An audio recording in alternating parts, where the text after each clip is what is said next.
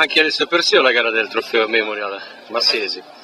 La tua gara com'è andata, Alessio? È stata una bella gara, mi sono divertito e niente, un po' sfortunata la partenza, sono partito male alla prima manche, poi ho cercato di recuperare, è andato bene e niente, un bellissimo terreno, anche... Un terreno molto particolare Sì. che si addice anche alle gare del Supercross. Sì, il terreno era duro, però teneva anche nelle curve, quindi niente di particolare, una bella pista. Nonostante le abbondanti piogge di questi giorni, il terreno ha retto bene, addirittura Sì. in qualche punto si è formata anche la polvere.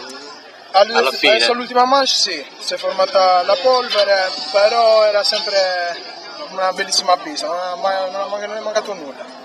Ascolta Alessio, hai qualcuno da ringraziare? Sì, devo ringraziare mio padre perché mi segue lui sempre. Che sponsorizza abbondantemente?